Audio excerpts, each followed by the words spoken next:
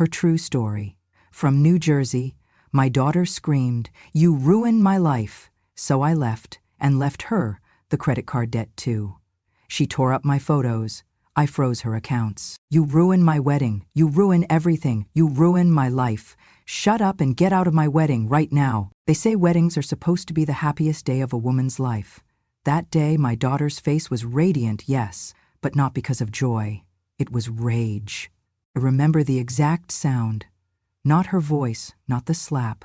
It was the crash. The crystal vase toppling over, shattering into a million sharp shards against the polished floor of the ballroom. That sound. That was the sound of something breaking inside me. It happened so fast, but also, somehow, in slow motion. My hand had trembled a little as I reached to straighten the floral arrangement on the display table near the altar. It was a silly instinct. I always liked things to be symmetrical. But my arthritis, as usual, betrayed me. My fingers gave out. The vase wobbled, tipped, fell. Gasps echoed through the hall. Heads turned. Then Melissa, my only daughter, standing at the altar in her $10,000 gown, clutching a bouquet of white roses, snapped around like a whip. Her face twisted into something I didn't recognize. "You ruined my wedding. You ruined everything." Her heels clicked like gunshots on marble as she stormed toward me. I opened my mouth to apologize, to explain, but before a word left my lips, I felt the first slap. Sharp, quick. Her palm met my cheek with the fury of 20 years of resentment I never even knew she carried. And then the second came. Harder. My body jolted. I lost balance. My knees buckled. My hand hit the floor first, then my knee. A hot sting shot up my leg. My carefully pinned hair spilled loose, curls falling into my eyes. I heard someone scream, not in fear, but in embarrassment, in scandal. The music had stopped. No one moved to help me, except Emily, my late sister's daughter. She rushed to my side, knees down on the floor, her soft voice whispering, "Aunt Linda, are you okay? Here, let me help you." I remember the coldness of the floor, the dull throb in my shoulder, and the thick silence that followed. All those guests, family, friends, strangers in tailored suits and dresses, just watched. Melissa had already turned her back to me, walking away like I was a stain on her wedding day. I was the mother of the bride, and I had just been slapped to the ground by the bride herself. Emily helped me up, wiping a spot of blood from my knee with a napkin she found on a table. My cheeks burned, not from the hit, but from the humiliation. The betrayal. I looked around and saw eyes pretending not to stare, lips whispering behind champagne glasses. My gaze found my daughter again. Melissa stood near the altar, flanked by her new in-laws. Her new mother-in-law placed a hand on her back, like a shield. Melissa didn't look at me once. I steadied myself, fixed my hair with shaking fingers, and gathered my small clutch from the floor. My body ached, but my heart had gone numb. I think I'll go now," I whispered to Emily. She clutched my hand tightly. "Let me take you, please." I shook my head. "No, I'll call a cab." I walked past rows of stunned faces, past the string quartet who had no idea whether to start playing again, past the wedding planner holding a clipboard, eyes wide with discomfort. I walked out of that ballroom like a ghost no one wanted to acknowledge. No one stopped me. No one called my name, not even my daughter. Outside, the cold hit me like a slap of its own. I stood on the sidewalk for a long moment, watching the sun set behind the marble columns of the reception hall. Then I reached for my phone. My fingers still trembled. My cab arrived 10 minutes later. The driver looked surprised to see a woman in a formal purple gown, hair askew, with blood trickling down her knee. "Miss, are you okay?" I smiled faintly. "Just drive, please." The ride home was quiet. I looked out the window, watching the city blur past. I thought about all the things I had done for Melissa, all the nights I stayed up while she had the flu as a child, all the piano recitals I attended with roses, all the times I said yes when she asked for just a little help with rent, tuition, car payments, clothes, groceries. And most recently, 6 months ago, I had cashed out a portion of my retirement savings to cover the down payment on the house she and her fiancé desperately wanted but couldn't afford. I did it because I loved her, because I believed I would always be her mother and she would always be my daughter. Tonight, she showed me just how wrong I had been. My phone buzzed once in my purse. A notification. A wedding photo already posted online. Melissa smiling with her new husband, surrounded by her bridesmaids. I wasn't in the photo. Of course I wasn't. By the time I got home to the small guest room she had given me in the basement of their house, I felt the first tear fall. Just one. Then another. I sat on the edge of the bed, hands folded in my lap, staring at nothing. On the floor beside the dresser was a small cardboard box. In it, tucked beneath a folded blanket, was the album I had made her when she graduated college. Photos from her childhood, birthday parties, her first tooth, her high school prom, her father before he passed. I had carried that album across 2 moves. I had wrapped it myself in bubble wrap. Tonight I picked it up and held it close. And I realized something. That vase wasn't the only thing that shattered today. My illusion of love, the one that told me that if I just kept giving, kept being quiet, kept being good, I'd always be valued. That illusion broke too. For the first time in my life, I didn't feel like a mother. I felt like a mistake, but deep inside me, something else stirred. It was not anger. It was not revenge. It was clarity. And clarity, I've learned, is louder than pain. Tomorrow, I would clean my wounds. And then I would begin again. But not the way Melissa expected. Not the way anyone expected. They thought I was a harmless woman with a kind heart and a quiet tongue. They were right. Until now, I did not sleep that night. I lay in bed, fully dressed, shoes still on, the pain in my knees throbbing with every small movement.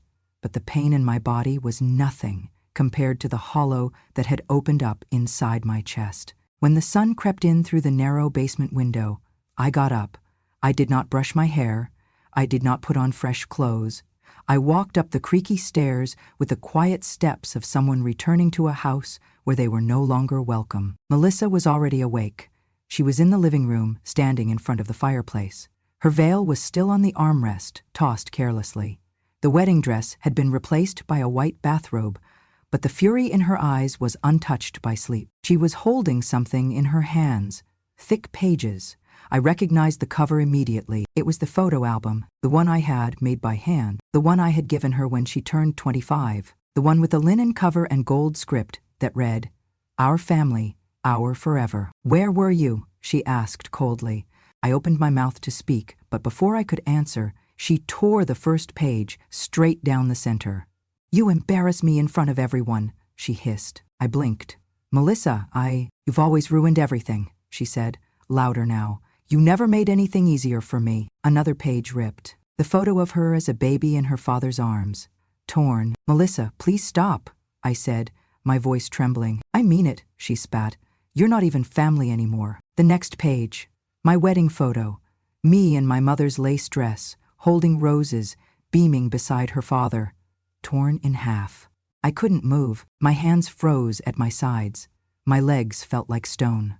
I just stood there, watching as my child, the same little girl who used to cry when I left for work, who used to draw hearts around our stick figure doodles, tore through our memories like trash. "You never did anything for me," she screamed. She flung the album into the kitchen trash can. Pages fluttered like wounded birds. Then she picked up the lid and slammed it down. "Do you hear me, Mother?" she said. "I don't owe you anything." And then she walked out. The silence afterward was louder than the yelling. I stood there for a long time, not knowing what to do with my hands or with the pounding in my heart. Then slowly, very slowly, I walked over to the trash can. I lifted the lid. There they were, torn pieces, ripped faces, bent edges, lifetimes reduced to scraps. I reached in with shaking hands and pulled them out, one by one, each photo cut deeper than the last. A birthday cake with 5 candles, Melissa's gap-toothed grin. The vacation to the Smoky Mountains, her arms wrapped around my neck as we laughed in the cold. The hospital photo, me holding her newborn form, sweat still on my brow, love burning in my eyes, gone. All of it. I sat on the kitchen floor, surrounded by the photos, my knees sore against the tiles. My fingers tried to piece some of them back together, aligning edges, pressing tape from the junk drawer onto corners that no longer fit. But the tape didn't heal anything. It just reminded me that even love has limits when it is not returned. At some point, Emily called. I didn't answer. I could not speak. I couldn't even cry. I just sat there in silence, holding pieces of my life in my hands, trying to find sense in the senseless. She had said I was not family anymore, and for a moment I almost believed her. Because how could anyone do this to their own mother? How could someone destroy the very proof of their own existence, memories that someone else had protected for decades? The tears came slowly, then all at once. Hot, aching sobs that rattled out of me like an exorcism. But I did not scream. I did not curse her name. I just wept, for the girl I had raised, and for the woman she had become. Later that day, she went out with her new husband. Not a word was exchanged, not a glance in my direction. I heard the door slam, and then nothing. Just the ticking of the wall clock, the sound of my breath, the ripping sound still playing over and over in my mind. I cleaned the floor. I folded the torn photos and placed them in a Ziploc bag. I hid it beneath my pillow that night. I do not know why. Maybe to remind myself that it all had been real once, that love, even when forgotten, had once lived here. That night, I stared at the ceiling, one thought looping in my mind. If I meant nothing to her, maybe it was time I stopped acting like I owed her everything. The pain had carved something open inside me, and something else had quietly stepped in to take its place. Resolve. After Harold died, the house felt too big, too quiet, too much like a museum for a life that had moved on without me. I sold it 3 months after the funeral. No one pressured me to. It was my choice, or so I told myself. The truth was, I was tired of cooking for one, of sitting in the same recliner, staring at the same framed photo of our honeymoon in Cape Cod. I needed something else. Or maybe I just needed someone. Melissa had called me the week before I signed the paperwork. "Mom," she said, her voice tight, "we're falling behind on the mortgage again. If we miss another payment, we might lose the house." I didn't even ask her how far behind they were. I didn't ask what they'd been doing with their money. I just asked for the amount. She hesitated, then told me, and I said, "Don't worry, I'll take care of it." That's how I ended up, draining half of my savings from the retirement account Harold and I had built over 40 years.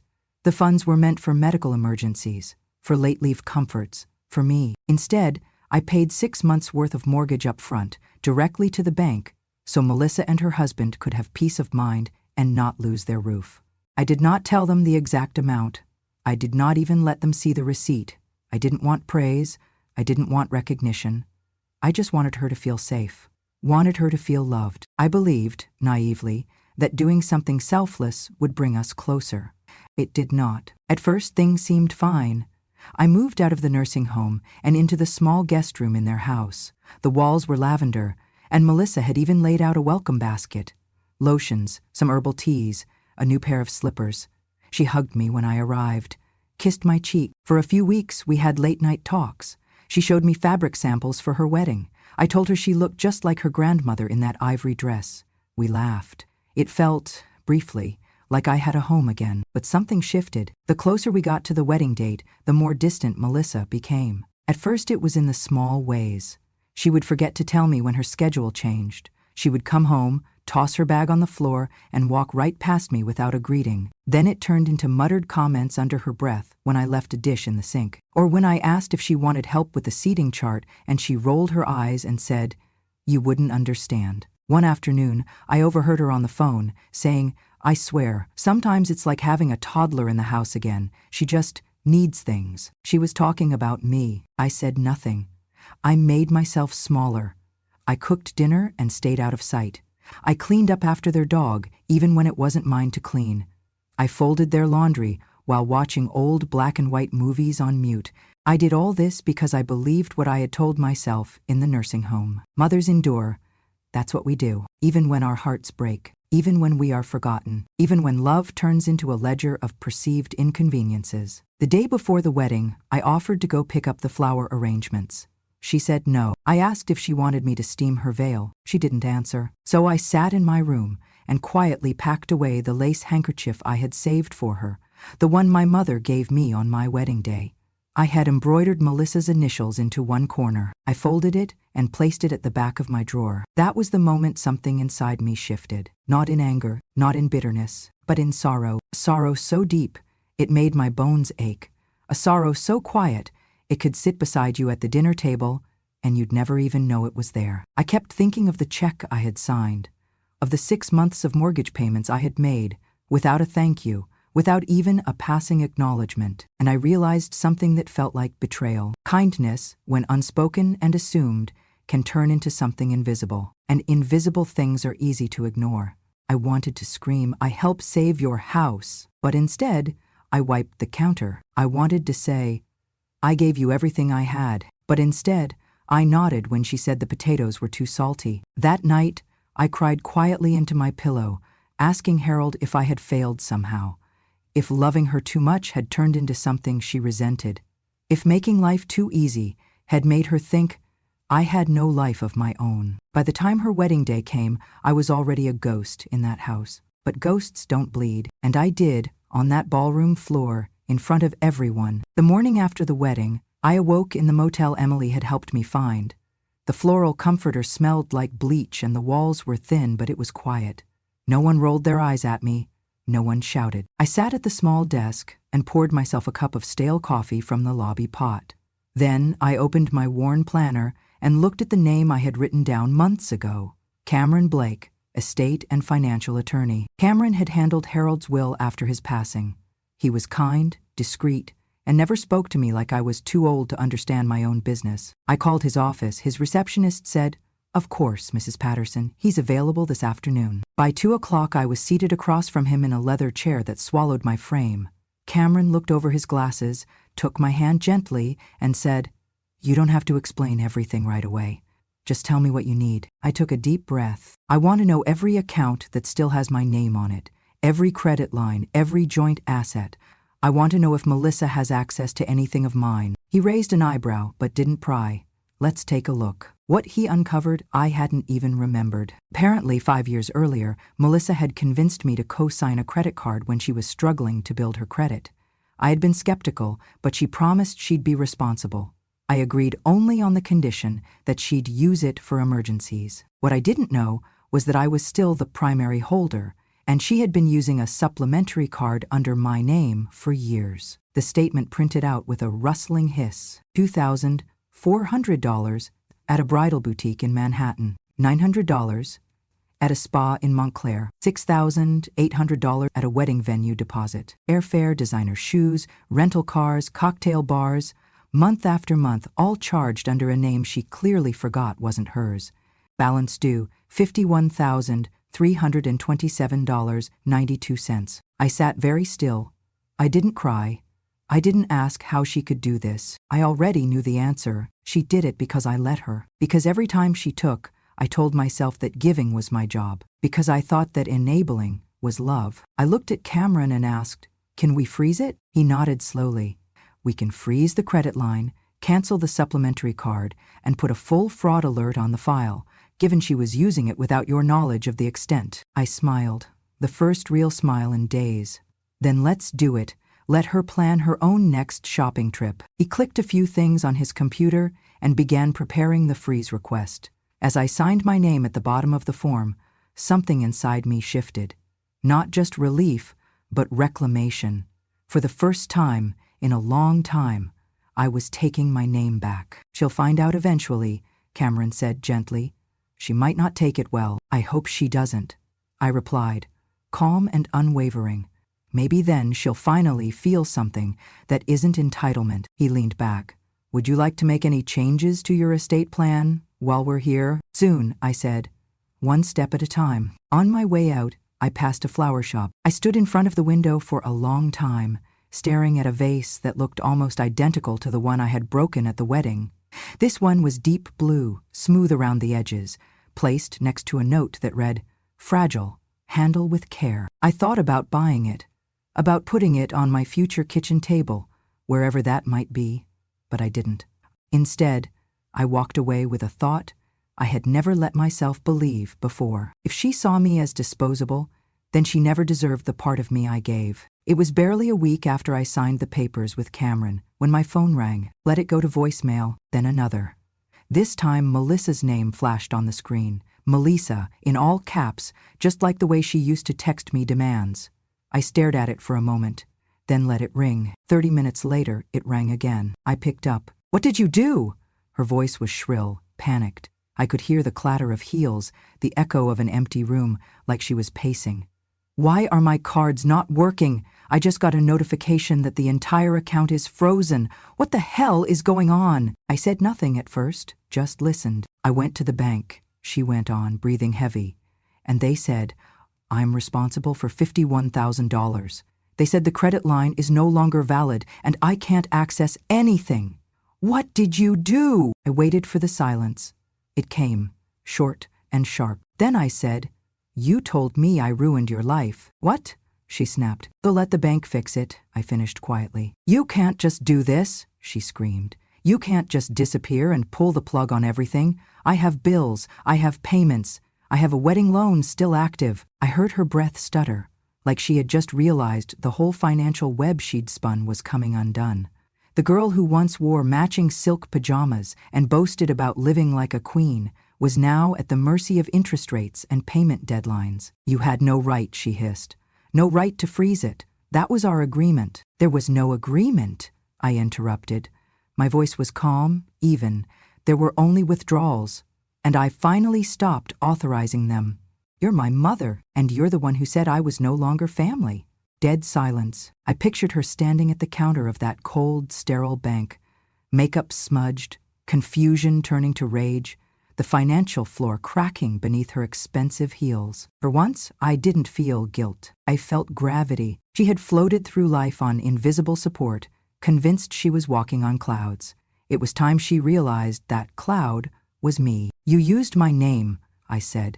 You used my credit, you used my money, you used my memories and burned them in the trash.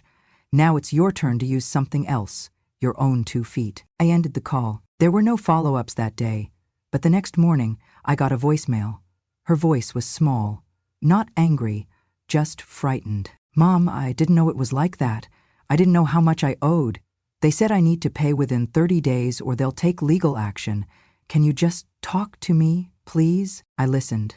I let the voicemail finish. Then I deleted it. Sometimes love is a warm blanket, a home-cooked meal, a quiet understanding. And sometimes it is a locked door. For 30 years I had been a revolving door for her moods, her tantrums, her shopping sprees, and her silences. I let her walk in and out as she pleased, thinking that motherhood meant never setting boundaries. But I was done being the doormat at the wedding she never thanked me for. She had slapped me in front of 200 people and said I ruined her life. Let the bank teach her what real ruin feels like. I moved into Emily's apartment in Queens just before the first frost of October. The leaves on the trees were the color of copper pennies, and the windows steamed from the kettle she always seemed to have boiling. It smelled like cinnamon and dried lavender, and something else I hadn't felt in a long time. Peace. Emily had insisted. After everything that happened, she drove herself all the way down from New York to get me. Not a word of pity, not a trace of judgment. Just, Aunt Linda, you should never live in a house where you feel like an inconvenience. Her building was small but filled with light. Her neighbors knew her name. At night, I could hear the sound of jazz coming from the apartment upstairs. Somehow, even the city's noise felt comforting. She cleared out the spare room for me, painted it in soft blues, hung a little sign over the bed that read, "You belong." I cried when I saw it, not because it was fancy, but because no one had made me feel like I belonged. In a very long time. Emily worked long shifts at the hospital, but she always came home smiling, always asked how my day was. We had a little ritual, tea at 8 p.m. no matter what. She'd sit cross-legged on the couch in her scrubs, and I'd wrap my shawl around my shoulders and pour for both of us. That first week, I was quiet, still stiff from everything that happened, still hearing Melissa's words in my head over and over again like the crack of that broken vase. But Emily, she made room for my silence. She let me be quiet without making me feel invisible. One evening, while we were having tea, she asked softly, "What was your favorite memory of being young?" I blinked. No one had asked me about me in years, not about my aches or errands or bills, but about who I used to be. I told her about a boy named Michael who used to pass me notes during algebra, about the time I skipped school and danced barefoot in the rain, about the turquoise dress I saved for 6 months to buy and only wore once, to a roller rink on my birthday. She laughed, wide-eyed. "Damn, Aunt Linda, you were wild." And just like that, I laughed too. really laughed. My whole chest shook. I had to put my teacup down because I was afraid I'd drop it. Emily laughed with me, until we were both in tears. That was the moment it happened. The thawing. It was not dramatic, not cinematic, just tea and laughter and two women, one who'd lived too long in the shadows and one who kept the light on. Later that week, Emily helped me start a little herb garden on the fire escape. I planted basil, rosemary, and a stubborn lavender that refused to sprout. She teased me that I talked to the pots more than to her. I began knitting again, reading. I found myself waking up before the alarm, excited to stretch dough or brew coffee, just because it felt like living again. I wasn't in a mansion. I wasn't needed for mortgage payments or babysitting or emergency loans. I wasn't a placeholder or a prop in someone else's perfect life. I was Linda, and that was enough. The call came late on a Thursday night. I was in the kitchen, wiping down the counter after baking Emily's favorite lemon bars, when the phone rang. The name flashing on the screen stopped me cold. Melissa. I hadn't heard her voice in weeks. Not since the bank notices had started piling up at her door. Not since the credit card companies had begun circling like hawks. I hesitated, just for a second, then answered. "Mom?" Her voice was cracked, hoarse, like she'd been crying for hours. "Mom, I don't know what to do. They're saying I owe over $50,000. They froze everything. I can't even buy groceries." "I didn't know the debt was in your name. You never told me." I stood still, my fingers curled around the edge of the counter. I could almost see her on the other end, mascara smudged, pacing the kitchen floor of a house I had helped pay for. "I need your help," she continued. "Please, just call the bank and explain. Just remove your name like before. You always fix things. Please, Mom. Please." There was a pause. "You're my mother. You have to help me." I leaned back against the kitchen wall, closed my eyes, and exhaled. "No, Melissa," I said softly. "I do not." She went quiet. Then a whimper, followed by rage. "What do you mean, no? You're just going to leave me in this mess? You can't do that. I'm your daughter." I felt a strange stillness inside me. Not anger, not revenge, just calm. "I taught you love, Melissa," I said gently. "I gave you everything I could.